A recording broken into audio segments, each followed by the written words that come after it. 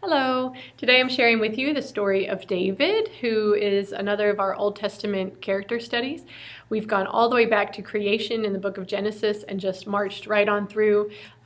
As we approach the season of Advent, we get closer and closer to the prophecies coming true in that Advent story. So we're going all the way back. We've talked about Abraham and Sarah and Isaac and Esau, moving into Joseph and Jacob, all the way on down. And as we've talked about these different characters, each time we've drawn a connection back to that family of God, that long family tree, that very rich history of these adventurous things that happened during the time before Jesus was born, and all of it then pointing the way toward our need for redemption, our need for salvation, and what God was doing to prepare the world for Jesus. So even though we're talking about the Old Testament, we're drawing a line and kind of connecting the dots all the way from creation toward the birth of Jesus. So as we speak about David, we'll be talking a lot about the Psalms soon. We'll talk about Isaiah and prophetic words that prepared the world for Jesus. So just a lot of different connections forward and backward as we talk about David. It's a long story, as all of the Old Testament stories prove to be, so don't feel that you need to rush, but do keep an eye on the time just to allow plenty of space for inquiry at the end and worship, of course. I would also say, because it's a long story and each of these Old Testament stories has so many different parts, that if you stop and kind of take rabbit trails or spend a lot of time with discussion in the middle of the story, it's easy to lose track of the rhythm of the story itself from beginning to end. So I would definitely recommend asking the children to hold their story or hold their questions and their input until the end, just so you can talk about the timeline without kind of getting into a convoluted conversation about many different topics. That being said, you would allow the children to have enough time to come in and get settled. This is the beginning of the school year, so there's always a lot of opportunity for them to share. You might, as you're allowing everyone to get settled and arrive, ask them their favorite subject or their favorite thing to do at school. I like to come up with a very specific question and go around the circle and say our name and our answer to that question. For example, you might say, what's your favorite thing to do at recess? And so you'd say your name and your favorite thing to do at recess back when you were a kid, and then allow them to each share their favorite thing to do during free time. It's a great way for them to build connections with each other. You might even teach them the sign language for connection, which is, a word that they would use silently to acknowledge that they made a connection to something that somebody said without interrupting with talking about it. You might also use a sign language like this. It's the Y in sign language. When you go back and forth between yourself and someone else, it means me too. You can teach them that, so that as the people are sharing, as opposed to shouting out, hey, I like to do that too, or me also, they can just silently acknowledge it to one another. And it's a special way, almost like a secret language, that they seem to appreciate during that time of getting to know each other. Yes, and as you get them settled, I would definitely recommend revisiting the expectations of the classroom, that we talk slowly and move slowly, we speak softly, we don't have to shout across the room, we work peacefully together, and it's a great opportunity for you to remind them that they're in a classroom sanctuary. The adults are in a larger sanctuary, they're in a classroom, but it's still a special place set aside for God, so that we can learn and think about God, ask questions, and build connections between ourselves and each other, and ourselves and God. So this is the perfect time as the kids are arriving to go over things like that. And once they arrive, you'll address this side. You'll address the circle of the church here. Just move the arrow one more day closer to Advent. You might even mention, here comes Christmas, after those 4 weeks of preparation.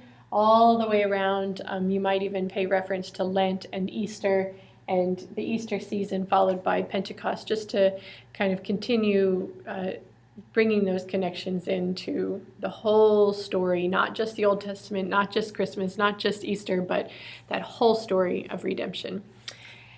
All right, That's a big caveat. Thank you for your patience. We'll go ahead and jump into the story. I'm going to be reading off the lesson, and I want to give you permission, if you feel that you need it, to read off the story yourself. It's a lot of detail, a lot of information in these Old Testament lessons, so don't feel embarrassed if that's what you choose to do during story time on Sunday. It's totally fine. All right, here we go. Well, friends, today we are studying about someone really special, really important.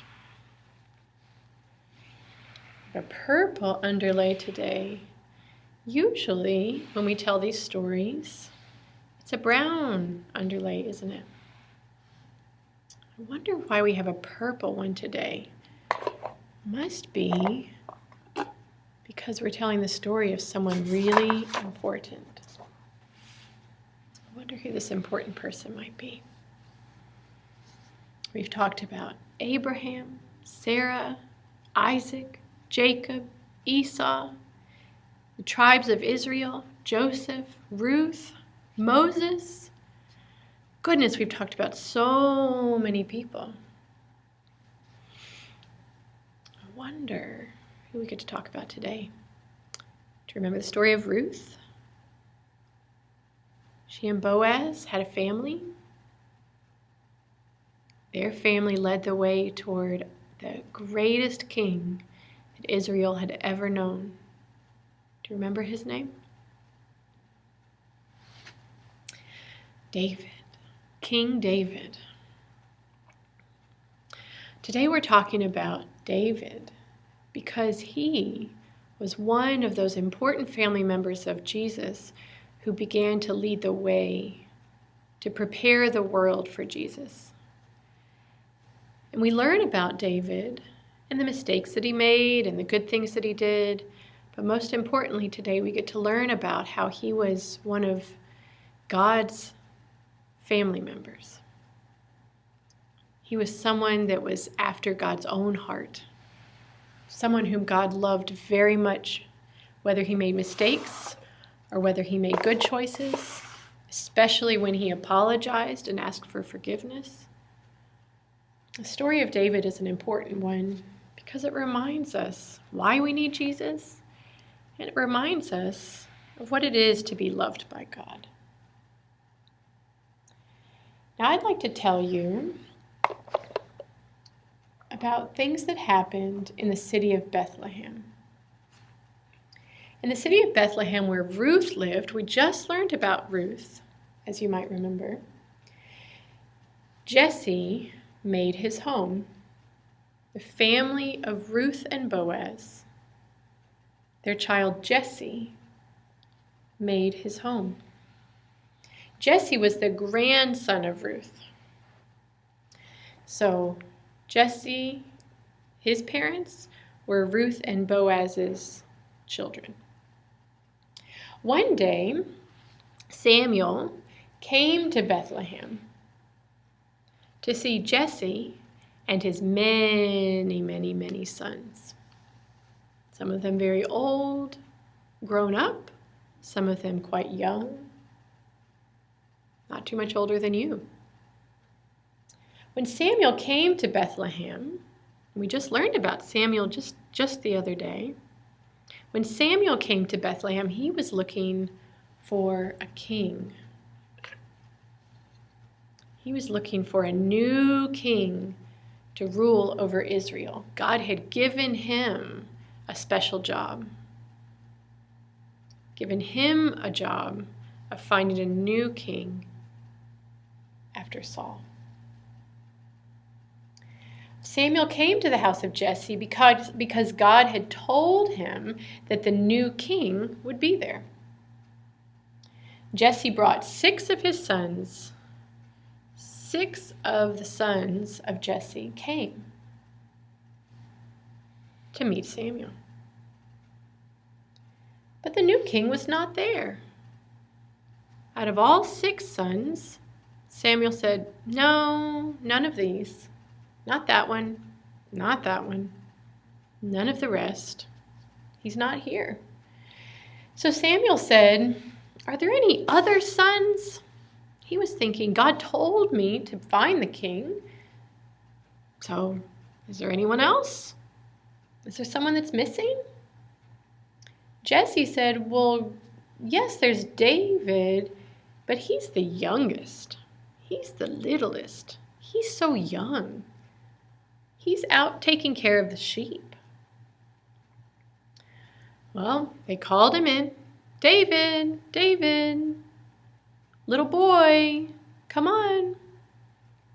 They called him in, and as soon as Samuel saw him, the moment he laid eyes on him, he said, "There he is.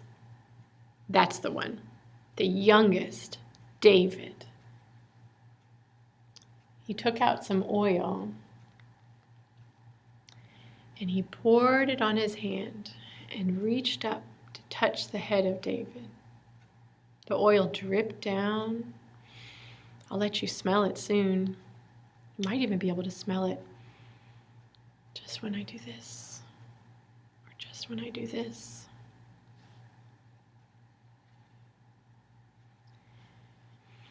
It's a special oil. An oil to mark a new king. Then he took his horn of oil, filled it up. It's very similar to the oil that you smell here. Not exactly the same, but he filled up this special horn and he poured it down on David's head. It showed that David would one day, not yet, but one day be king. He anointed him.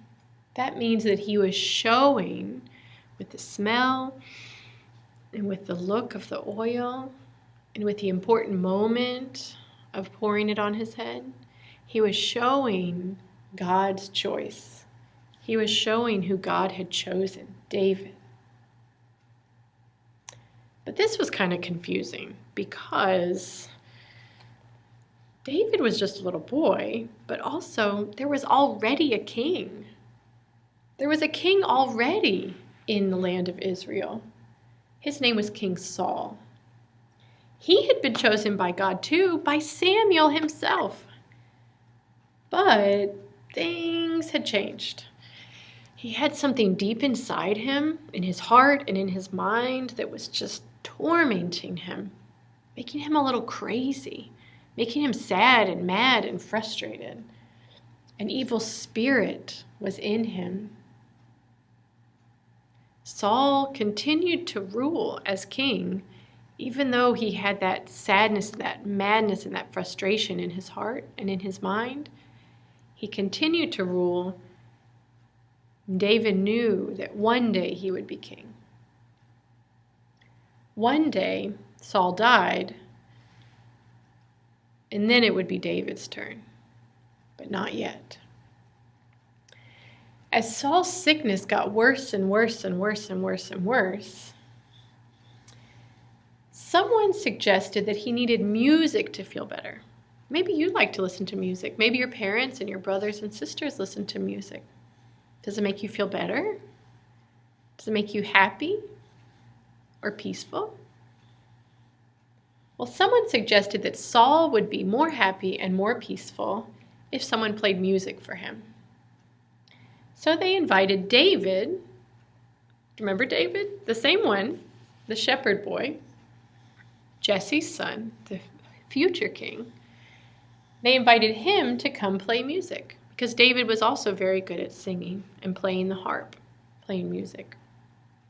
So they invited David to come and play his harp. He could play the harp and sing songs, and it would calm the king down and soothe the king.